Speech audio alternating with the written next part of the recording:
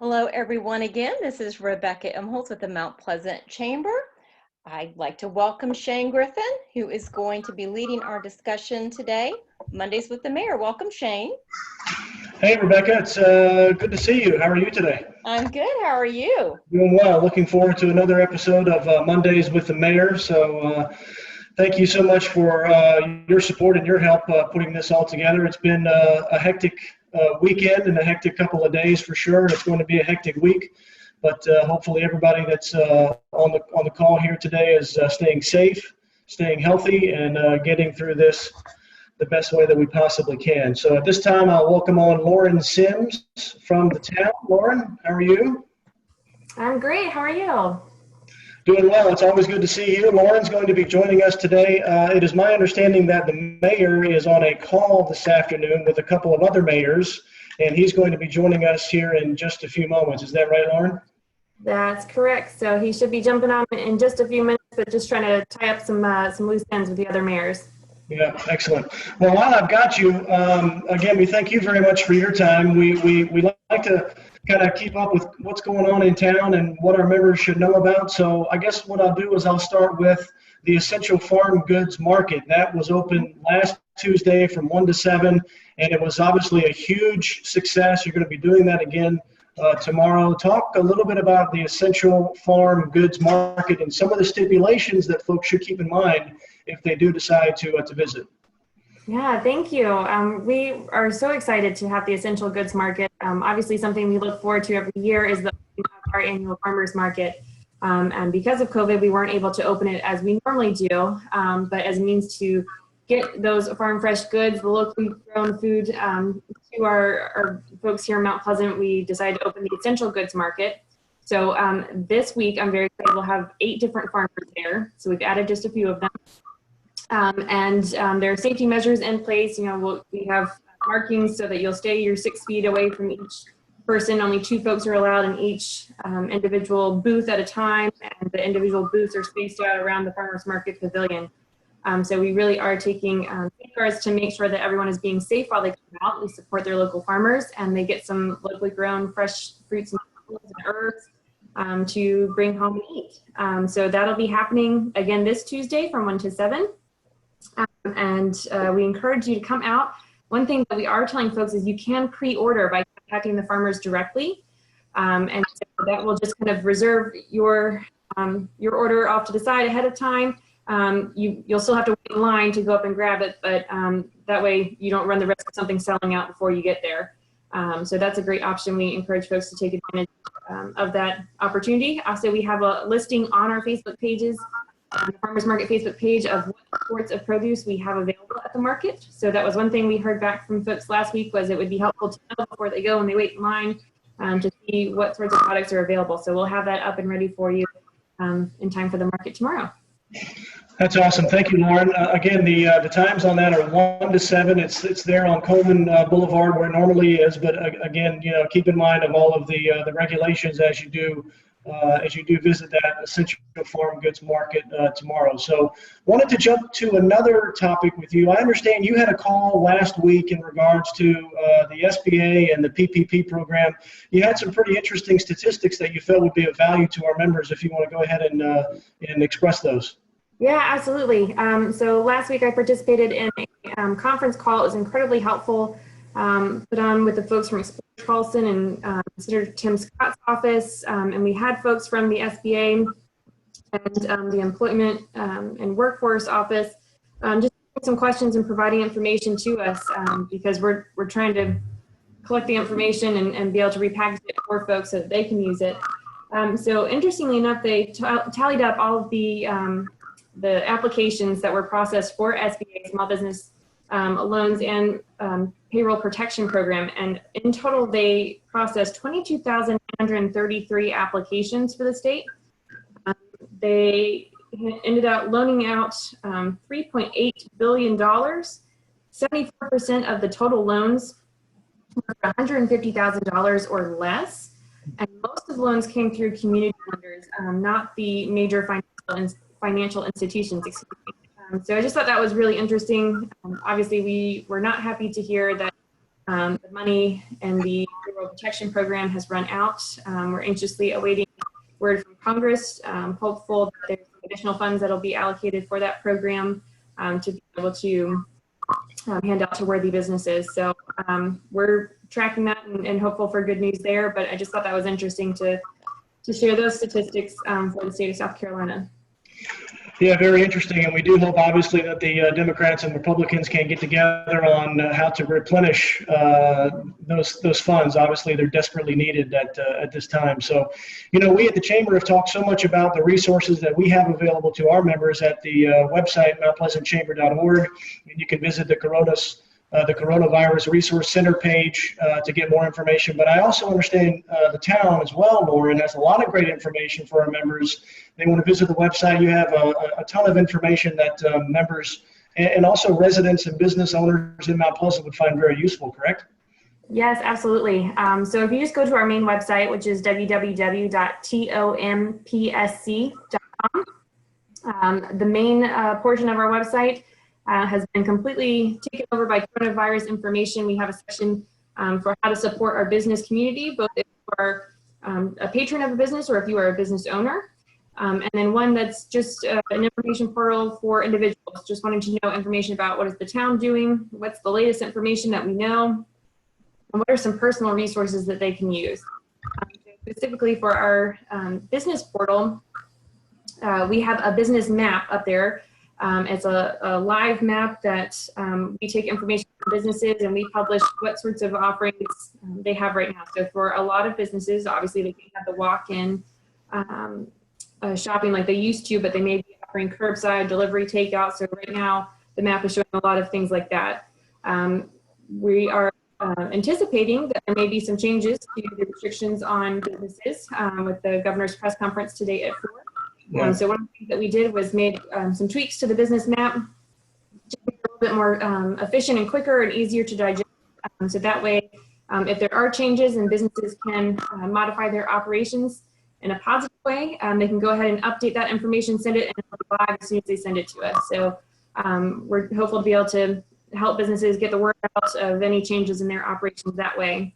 In addition, we've been getting a lot of questions about unemployment, specifically from independent contractors, freelance artists, self-employed individuals, things of that nature. And they're frustrated because they've applied for unemployment through the state portal. And so what we found out was the way that the state has it set up right now, if you are an independent contractor, a freelancer, self-employed individual, would qualify for pandemic unemployment assistance program, which is essentially extending unemployment benefits to those individuals who historically wouldn't be eligible for unemployment benefits. And so the way the state has it set up right now, you apply through the portal just like with normal unemployment. You'll get a denial letter, and then it automatically puts you into the pipeline for pandemic unemployment assistance. That information was not out there, and folks were very frustrated that they were applying, they were getting denied when they were told that there was a program that was there. So we got a total unemployment portal with some FAQs and some kind of the common error messages that folks are receiving, so that if you are an individual who is applying for employment, those resources are available to you.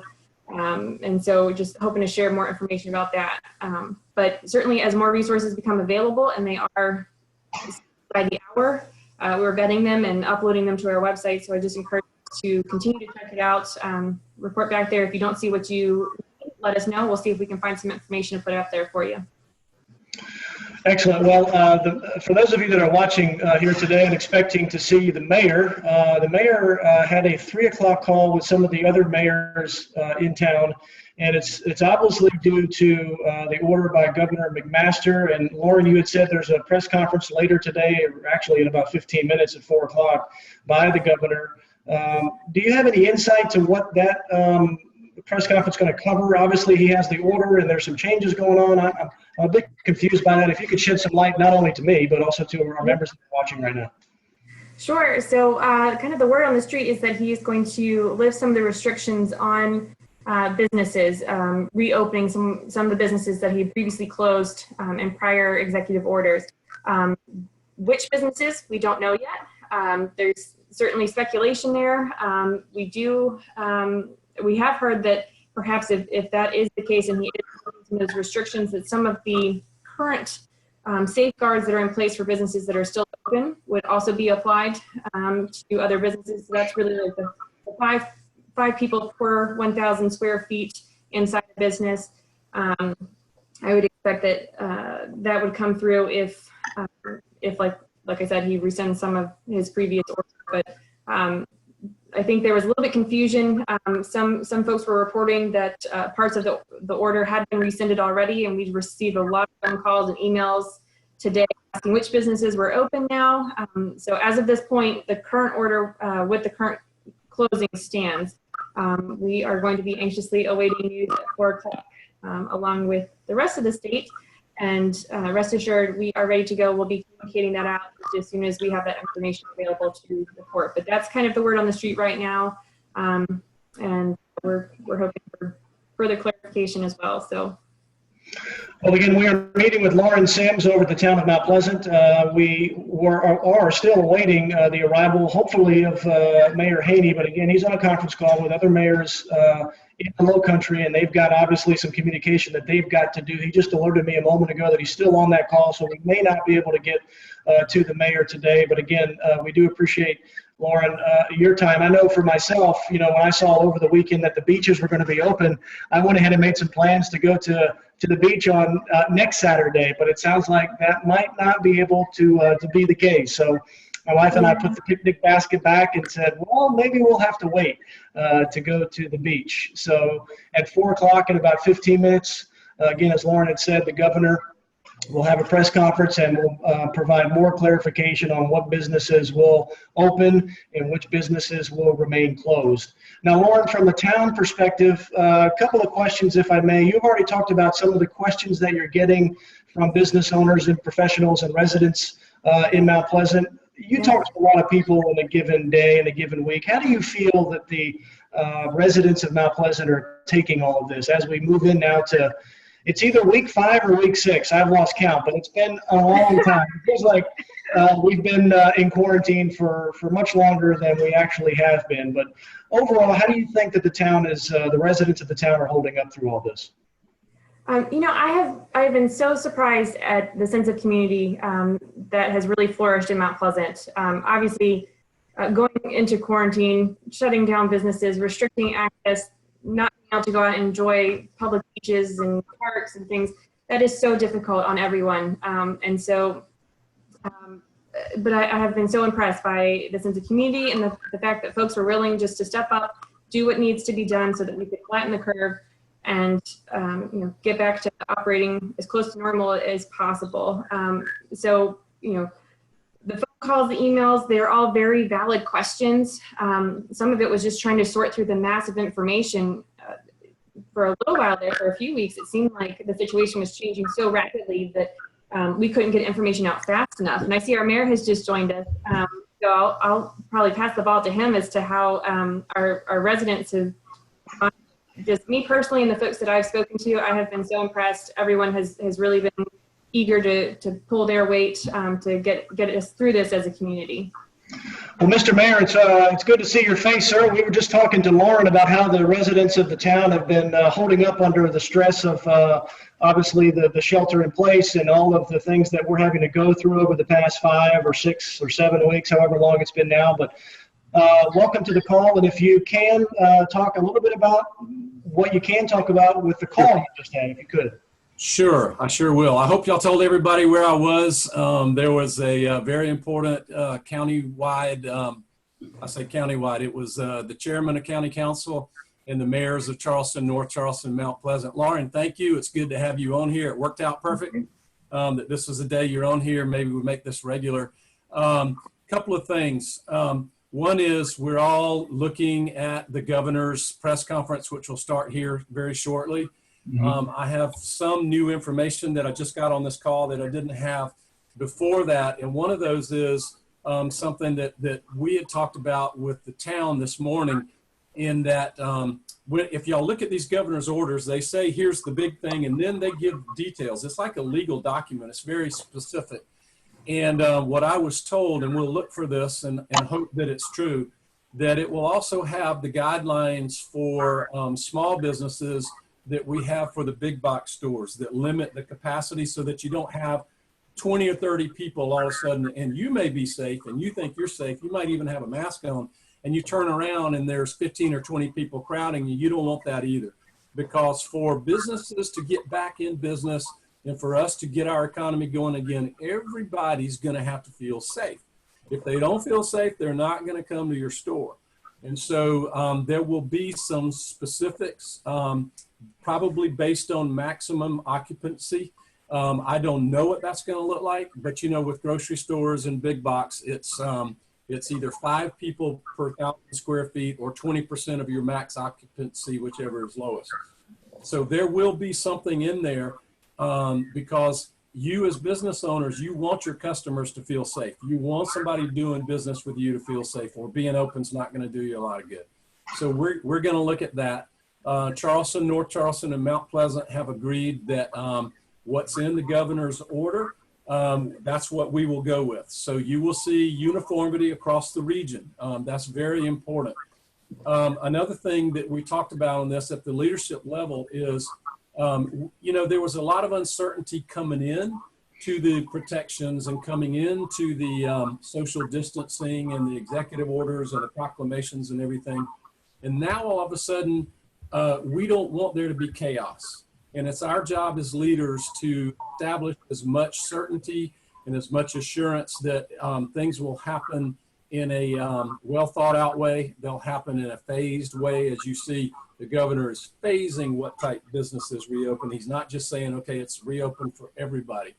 Also learned that the state is working on some parameters that will allow some limited opening for restaurants in the near future. I don't know when that will be, but it will be in the near future, because we know they were the first ones to bear the brunt of this. And Lord knows we got a lot of great restaurants in Mount Pleasant. So everybody needs to know there's light at the end of the tunnel, even though we're not at the end of the tunnel yet.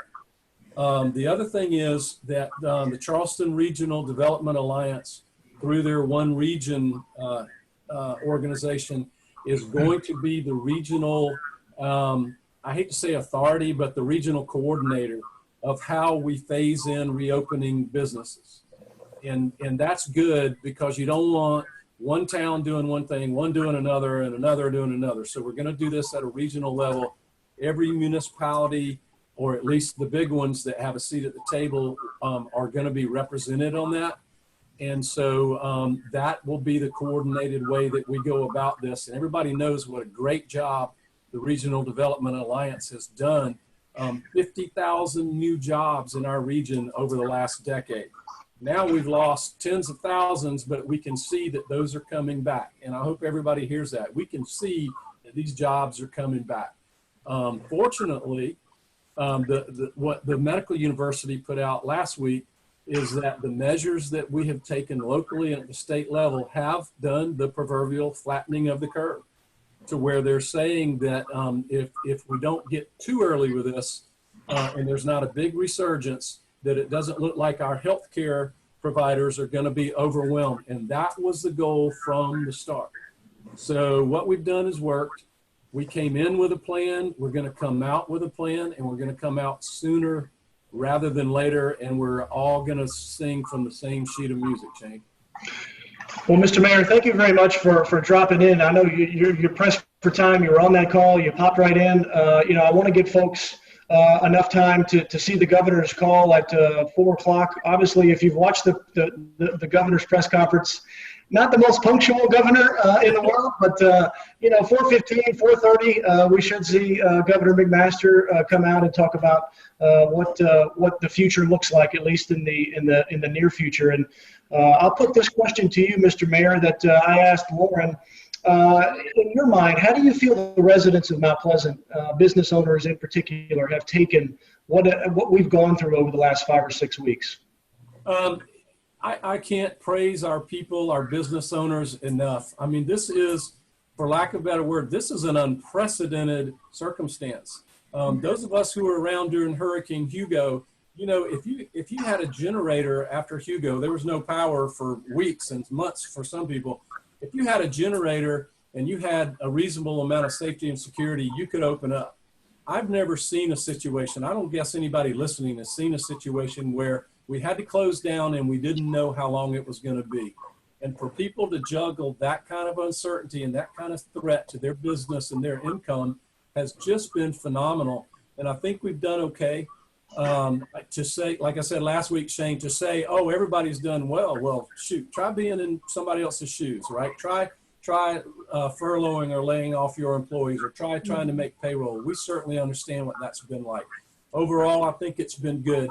One of the other things I want to say about this is that we are going to put out regionally in 30 to 60 days, whenever it's safe, through a massive marketing campaign, through our local engine for that this region is one of the safest places you can come to and do business, to regenerate tourism and all of that, to let people know we don't just want your business. We have made sure that you can be safe bringing your business to our area. So if everybody will hang in there a little bit longer, we can see the end of the tunnel from here. Well, Mr. Mayor, Lauren, we both appreciate your time very much. We know you have a lot to do, a lot of emails, a lot of phone calls, and obviously, you're in our thoughts and our prayers as we continue to get through this situation the best that we can. On a parting note, anything that you would want our members to know before we let you go? Stay positive, stay safe. We have a plan for reopening the town hall, facilities, parks, everything. We're doing that in phases. There will be bigger plans for reopening businesses in phases. It will be sooner rather than later. But as the joint communique that was sent to the governor last week from Charleston, North Charleston, Mount Pleasant in the county, we do want to avoid a second spike that would cripple the economy. So we're going to be careful, because Lord knows we don't want to go through closing things again. Absolutely not. Again, thank you both for your time. Again, another reminder, we do this each and every Monday with the mayor at 3:30. For those that have joined the call here today, we thank you very much for joining this call. If you joined late, or if you missed last week's, or if you missed this week, whatever the case may be, you can always visit our YouTube page. We've got all of our videos there with the mayor, and also all of our other webinars as well. Or you can visit our Coronavirus Resource Center page at mountpleasantchamber.org. All of the information you could ever possibly need in regards to business, in regards to the virus itself. So please visit that website, mountpleasantchamber.org, and just click the Coronavirus Resource Center page at the top of the page. And as Lauren mentioned a moment ago, the town has a ton of resources. You can visit their website as well. And that, Lauren, is TOMPSC.com. TOMPSC.com. Yep. Excellent. So feel free to visit the town's website for all of the resources there. Again, Mayor Haney and Lauren Sims, thank you both. We appreciate your time. God bless, and we'll talk again next Monday, Mr. Mayor. See you then. Thank you, Shane. Thank you.